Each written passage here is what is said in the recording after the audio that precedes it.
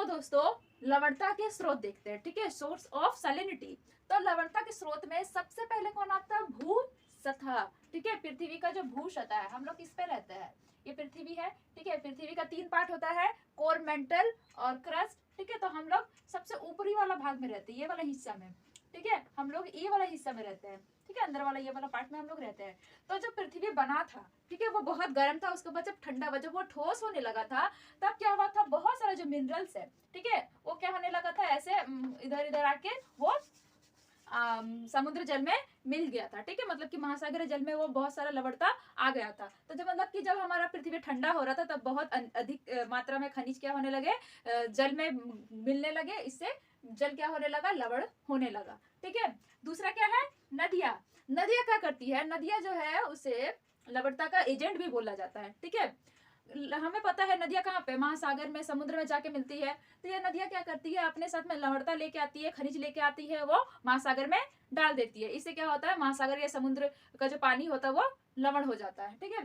तीसरा है वायु और हवा, ठीक है। वायु जो होता है वो क्या करता है, अपने साथ में कुछ मिनरल्स को उड़ा के ले आता है। जैसे कि रेगिस्तान में कुछ मिनरल्स पाए जाते हैं, ठीक है, रेत में, वो क्या करता है, पानी को हवा से उड़ा के लेके आता है और पानी में उसको मिला देता है, जिससे लवण हो जाता है। और ये दूसरा भी क्या होता है कि जब समुद्र जल में जो अच्छा पानी रहता है, ठीक है, जो स्वच्छ पानी रहता है, शुद्ध वाटर रहता है, वो क्या होता है, वाष्पीकृत होकर ऊपर चला जाता है। जो शुद्ध पानी है वो क्या हो गया, वाष्पीकृत हो गया, और बाकी जो हो गया वो लवणता बच जाता है। इससे भी क्या होता है पानी का जो है वो लवण होने लगता है, ठीक है। चौथा क्या है, ज्वालामुखी उद्गार। ज्वालामुखी जब उद्गार होता है, ठीक है, जब ज्वालामुखी उठता है, उसमें भी बहुत सारे मिनरल्स पाए जाते हैं, जो क्या करता है, नदियों में मिल जाता है या महासागरों में मिल जाता है। इससे क्या होता है, महासागर का जल, समुद्र का जल खारा होने लगता है, मतलब कि लवण होने लगता है, ठीक है। तो आगे देखते हैं लवणता के नियंत्रक कारक, कंट्रोलिंग फैक्टर ऑफ सैलिनिटी, ठीक है। तो इसमें 6 पॉइंट दिया गया है, ठीक है। तो सबसे पहला पॉइंट क्या है, वाष्पीकरण, इवेपोरेशन।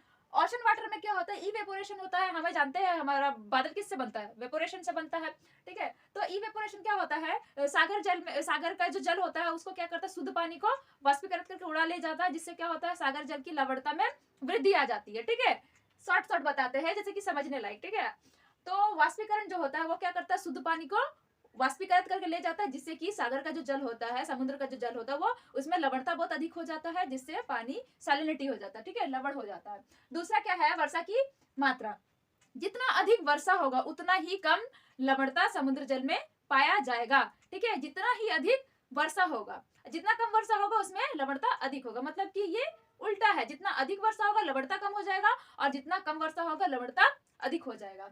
अब तीसरा क्या है, नदियों का जल, ठीक है। नदियों का जो जल होता है वो क्या होता है, क्या करता है, हम लोग जब उसका महत्व में देखे जाए तो नदी का जल क्या करता है, अपने साथ लवणता लेके आता है और समुद्र जल में मिलके समुद्र जल का लवणता को बढ़ा देता है। तो ये जो नदियों का जो जल होता है वो क्या लाता है, अपने साथ में बहुत सारे मिनरल्स लाता है और नदियों का जल में मिला देता है। अब जैसे कि अगर हम लोग देखते हैं गंगा नदी, ठीक है, गंगा नदी में क्या होता है, बहुत कम मात्रा में लवणता पाया जाता है, ठीक है, साल्ट बहुत कम मात्रा में पाया जाता है। इसी तरह से यांगटिशी नदी है, उसमें भी, ठीक है। तो इस तरह से मतलब कि जो नदियां, ठीक है, फ्रेश निकलती है, गंगा नदी हम लोग कहाँ से निकलती है, हिमालय से निकलती है, ठीक है। तो वो क्या होती है, हिम से पिघल के वो निकल रही है, तो उसमें क्या है, वो एकदम शुद्ध पानी है, ठीक है। तो वो शुद्ध पानी क्या होता है, ओशन में जाके मिल जाता है, तो उसमें कम लवणता होती है, इसलिए ओशन का पानी, ओशन का जो वाटर रहता है वो क्या होता है, कम लवण हो जाता है।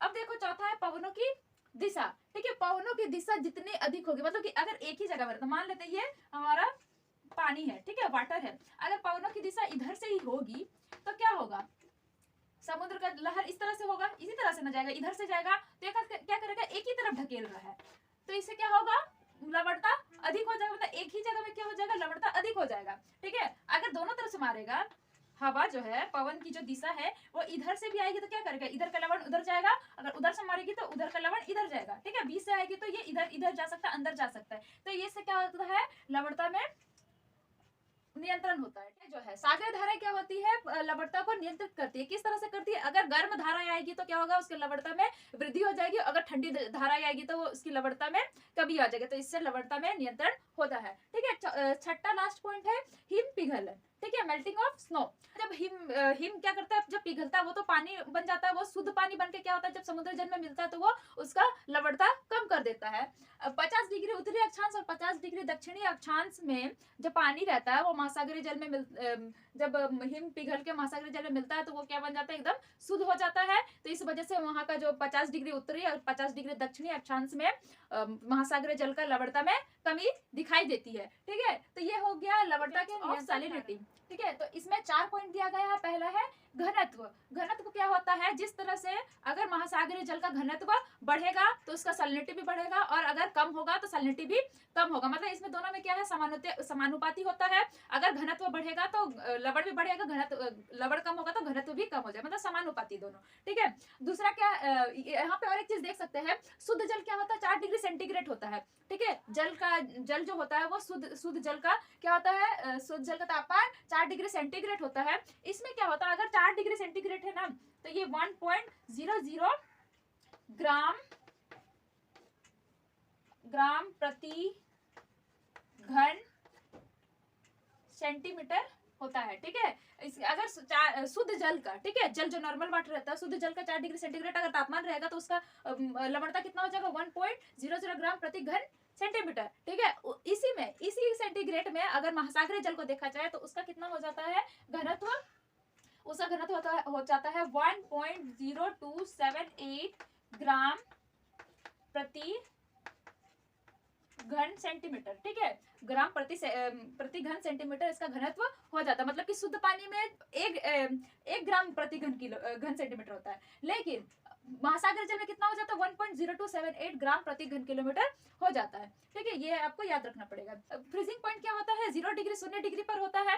ठीक है, मतलब कि बर्फ कब जमता है, 0 डिग्री पर जमता है ना, 0 डिग्री पे। तो वही बोला, जमाव बिंदु क्या होता है, 0 डिग्री होता है। अगर जमाव बिंदु, जिस तरह से जमाव बिंदु क्या होगा, बढ़ेगा, उस तरह से उसका लवणता भी बढ़ते रहेगा। ठीक है, मतलब कि उसका जैसे जैसे उसका तापमान बढ़ते रहेगा, फ्रीजिंग पॉइंट का अगर तापमान बढ़ते रहेगा उस तरह से, जैसे कि 1 2 होगा तो उसकी लवणता में क्या हो जाएगी, कमी आ जाएगी। जैसे जैसे मतलब कि यहाँ पे बोलो, जैसे जैसे जमाव बिंदु बढ़ता है उस वैसे वैसे लवणता में कमी दिखाई देती है। ठीक है, मतलब कि पानी का मात्रा ज्यादा हो जाएगा तो क्या होगा, उसमें लवणता कमी आएगी, वही बोल रहे हैं पे। ठीक है, वाष्प दाब क्या होता है, शुद्ध पानी में क्या होता है, वाष्पीकरण ज्यादा होता है और लवण पानी में वाष्पीकरण कम होता है। इसका अगर आप क्रियाकलाप करना चाहेंगे तो आप घर पे कर सकते हैं। एक शुद्ध पानी को उबालिए और दूसरा नमक डाल के उबालिए, किसमें सबसे ज्यादा वाष्पीकरण होता है, किसमें सबसे पहले वाष्पीकरण होता है, ये आप उसको क्रियाकलाप करके, एक्टिविटी करके आप देख सकते हैं।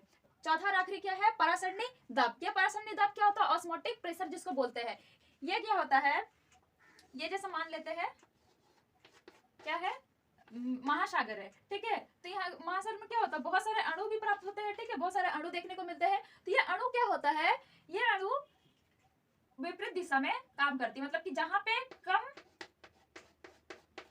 यहाँ पे कम है, यहाँ पे ज्यादा लवण है। ठीक है, ठीक है, यहाँ पे क्या है, ज्यादा लवण है, यहाँ पे कम लवण है, यहाँ पे ज्यादा लवण है। तो ये अणु क्या करेगा, कम लवण से ज्यादा लवण की तरफ, अधिक लवणता की तरफ में अग्रसर होने लगता है। ठीक है, अणु सागरीय जल में जो अणु पाए जाते हैं वो क्या करते हैं, इधर से इधर जाने लगते हैं। तो यहाँ पे ये क्या करता है, एक फोर्स काम करता है। ठीक है, एक बल काम करता है जिसे परासरणी दाब कहते हैं। ठीक है, यहाँ पे एक मतलब कि जो अणु है वो कम घनत्व से अधिक घनत्व वाले लवणता पर की ओर जाने लगती है, जिसके बीच में एक बल कार्य करता है जिसे परासरणी दाब कहते हैं। कि हॉरिजॉन्टल डिस्ट्रीब्यूशन और वर्टिकल डिस्ट्रीब्यूशन। तो हम लोग पहला देखेंगे क्षैतिज वितरण। क्या देखेंगे, क्षैतिज वितरण। क्षैतिज वितरण देखेंगे तो क्षैतिज वितरण क्या है, ये देखो हम लोग एक फिगर के माध्यम से समझते हैं कि अगर यहाँ पे मान लेते हैं सन है। ठीक है, क्या है, सन है। ठीक है, ये वाला सन है, तो ये क्या करेगा, सन यहाँ पे ज्यादा देगा, फिर ऐसे ऐसे क्या करते जाएगा, ये तिरछा, जैसे जैसे तिरछा होते जाएगा ये कम होते जाता है इसका रोशनी। मतलब कि यहाँ पे जो है, यहाँ पे क्या पड़ेगा, सॉरी, ये जो 0 डिग्री पे एकदम सीधा सीधा पड़ता है। ठीक है, 0 डिग्री पे एकदम सीधा सीधा पड़ता है। ये क्या है, भूमध्य रेखा है। क्या है, भूमध्य रेखा। देखो यहाँ पे जो सूर्य का रोशनी है ये एकदम सीधा पड़ा, तो यहाँ का क्या होगा, तापमान अधिक होगा। ठीक है, तो यहाँ पे तापमान अधिक होगा तो वाष्पीकरण अधिक होगा। अगर वाष्पीकरण अधिक होगा तो सैलिनिटी ज्यादा बढ़ेगा। लेकिन देखो भूमध्य सागर में जो सूर्य का जो रोशनी वो क्या पड़ता है, एकदम पैरेलल पड़ता है। पर फिर भी यहाँ का जो पानी होता है ये क्या होता है, सॉल्टेड नहीं होता, मतलब कि कम होता है। ठीक है, कंपेरिजन टू बाकी। ठीक ठीक है। यहाँ का जो सैलिनिटी होता है वो थोड़ा कम होता है। क्यों होता है? क्योंकि यहाँ पे बारिश बहुत ज्यादा होता है, मतलब कि यहाँ पे बादल बहुत अधिक पाया जाता है, ठीक है। भूमध्य सागर में यहाँ पे 0 डिग्री से 20 डिग्री के मध्य में क्या होता है, यहाँ पे बादल बहुत अधिक मात्रा में पाया जाता है, जिसके वजह से वाष्पीकरण कम होता है और बारिश अधिक होता है। इसी वजह से यहाँ की जो लवणता होती है वो कम होती है, ठीक है। अब देखो ये क्या है, यहाँ पे भले ही तिरछा पड़ रहा है, ठीक है, 20 डिग्री से 25 डिग्री के मध्य, ठीक है, 20 डिग्री से 25 डिग्री के मध्य उत्तरी अक्षांश में, ठीक है, और दक्षिणी अक्षांश में भी 20 से 25 डिग्री के मध्य। यहाँ पे क्या होता है, यहाँ का जो पानी रहता है, यहाँ का जो सागर रहता है वो क्या रहता है, एकदम सॉल्टेड रहता है, ठीक है। यहाँ का जो पानी रहता है, जल रहता है, वो क्या रहता है, एकदम सॉल्टेड रहता है। क्यों रहता है? यहाँ पे सूर्य का रोशनी तो पड़ रहा है, कंपैरिजन टू यहाँ पे जो भूमध्य सागर से थोड़ा सा तिरछा ही पड़ता है, पर फिर भी यहाँ पे इसलिए होता है क्योंकि यहाँ जो बादल जो रहता है एकदम स्वच्छ रहता है, ठीक है। इस वजह से यहाँ पे क्या होता है, वाष्पीकरण बहुत अधिक मात्रा में होता है, ठीक है। वाष्पीकरण क्या होता है, इवेपोरेशन बहुत अधिक मात्रा में होता है, जिस वजह से यहाँ की जो पानी है वो अधिक सॉल्टेड रहती है। अब देखो यहाँ पे क्या हो रहा है, पोलर एरिया सब में एकदम तिरछा पड़ रहा है, ठीक है। ये तिरछा पड़ रहा है, यहाँ पे वाष्पीकरण तो होगा है नहीं, ठीक है, तो यहाँ पे वाष्पीकरण नहीं होगा, इस वजह से यहाँ का जो पानी रहता है वो शुद्ध ही रहता है, ठीक है। लेकिन हम लोग जानते क्या है, ध्रुव पे क्या रहता है, फ्रीजिंग रहता है, ठीक है। यहाँ पे क्या दिखता है, सिर्फ और सिर्फ स्नो दिखता है।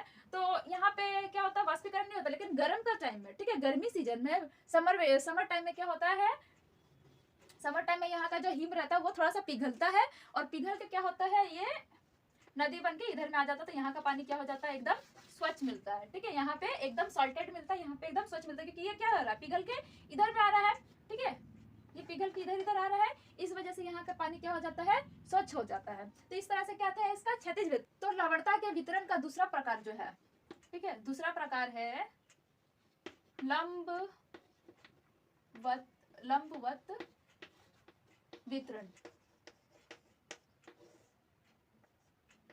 ठीक है, ये है लंबवत वितरण। लंबवत वितरण क्या होता है, अगर मान लेते हैं कि सागर है, ठीक है, ये सागर है, ये महासागर है, ठीक है, ऊपर वाला भाग क्या रहेगा, ज्यादा सॉल्टेड रहेगा, ठीक है, और नीचे वाला भाग क्या रहेगा, एकदम शुद्ध रहेगा। ये क्या है, लंबवत वितरण है। मतलब कि ऊपर का जो भाग है वो क्या है, यहाँ पे सॉल्ट अधिक मात्रा में। क्यों अधिक मात्रा में हुआ, क्योंकि यहाँ पे क्या होता है, इवेपोरेशन हो रहा है ना, इवेपोरेशन होता है, इस वजह से यहाँ का जो पानी है, यहाँ पे की जो पानी है, यहाँ पे क्या होता है, लवणता अधिक मात्रा में पाया जाता है। जैसे जैसे इसकी गहराई होती जाएगी, ठीक है, जैसे जैसे ये गहरी होती जाएगी, वैसे वैसे ही यहाँ का जो साल्ट है वो कम होता जाएगा, ठीक है। पृथ्वी है, ठीक है, इसके बीच क्या है, भूमध्य रेखा है, इसके आमने सामने क्या है, भूमध्य सागर है, ठीक है, भूमध्य सागर है। ये क्या है, 0 डिग्री है। हम लोग क्षैतिज वितरण में देखे थे ना, 20 से 25 डिग्री अक्षांशों में क्या होता है, 20 से 25 अक्षांशों में क्या होता है, यहाँ का जो सैलिनिटी होता है वो बहुत अधिक होता है, ठीक है। जैसे जैसे ये ऊपर जाता है वो क्या होते जाता है, यहाँ पे उसका सैलिनिटी एकदम शून्य हो जाता है, ठीक है। यहाँ पे सैलिनिटी नहीं रहता है, यहाँ पे थोड़ी कम मात्रा में रहती है, यहाँ पे बहुत अधिक मात्रा में रहती है, और ये क्या होती है, धीरे धीरे जाके वहाँ पे ध्रुव में ये कम होती जाती है। तो देखो यहाँ पे क्या देखे, लंबवत वितरण में सागर जितना अधिक गहरा होगा, ठीक है, उसका ऊपरी भाग क्या होगा, अधिक सॉल्टेड होगा, निचली भाग कम सॉल्टेड होगा, ठीक है। तो सागर जितना अधिक गहरा होगा उसकी लवणता में उतनी ही कमी दिखाई देती है। अब देखो भूमध्य सागर क्या करता है, अगर जैसे ऊपर जाने लगता है, ठीक है, अंदर अंदर उत्तरी अक्षांश में, ये क्या है, नॉर्थ है, इधर साउथ है, तो हम लोग जैसे जैसे नॉर्थ पोल में जाते हैं इधर, ठीक है, ध्रुव की ओर जाते हैं धीरे धीरे, ठीक है, अंदर ही अंदर क्या होता है, लवणता इधर जाने लगती है, और यहाँ पे क्या होती है, मिल जाती है, ठीक है। यहाँ पे क्या अधिक मात्रा में, उसके बाद धीरे धीरे ये ध्रुव की ओर जाने लगती है, जिससे कि यहाँ की लवणता क्या होने लगती है, कम होने लगती है, ठीक है, कम मात्रा में। अगर साउथ पोल में क्या होता है, साउथ पोल में कॉन्टिनेंटल कम है, इस वजह से क्या होता है, ये जब जाता है ना, तो यहाँ का क्या होता है, सॉल्टेड पानी एकदम कम हो जाता है, ठीक है, यहाँ की जो लवणता है वो एकदम कम हो जाती है। यहाँ पे करीब करीब 100 से 150 किलोमीटर के अंदर हो जाती है, लेकिन यहाँ पे 300, 400, 800 किलोमीटर की गहराई से जाती है। यहाँ पे उत्तरी अक्षांश में एक जो है वो गल्फ स्ट्रीम को भी हम लोग ले सकते हैं, ठीक है। गल्फ स्ट्रीम क्या होता है, गल्फ स्ट्रीम की वजह से वो धीरे धीरे लवणता क्या हो जाता है, ध्रुव की ओर चली जाती है, और यहाँ की जो लवणता है वो कम होने लगती है। अगर हम लोग देखें तो नॉर्थ पोल और साउथ पोल, ठीक है, नॉर्थ पोल में क्या है, सबसे ज्यादा कंटिनेंट है, ठीक है, और साउथ पोल में कंटिनेंट उतना नहीं है। तो इस वजह से क्या होता है, नॉर्थ पोल में क्या होता है, यहाँ की जो सागरीय जलधाराएं है, ठीक है, सागरीय जल है, वो क्या होती है, अधिक लवणीय होती है, मतलब कि यहाँ सैलिनिटी अधिक होता है कंपेरिजन टू साउथ पोल, ठीक है। साउथ पोल में सैलिनिटी कम होता है क्योंकि यहाँ पे कंटिनेंट नहीं है। कंटिनेंट नहीं है तो ये क्या होगा, यहाँ की जो पानी है वो कम गर्म होगी, ठीक है। अगर कम गर्म होगी तो लवणता भी कम होगी, अधिक गर्म होगी तो अधिक होगी। जैसे कि गल्फ स्ट्रीम में क्या है, गर्म जलधारा है जो नॉर्थ पोल में पाई जाती है।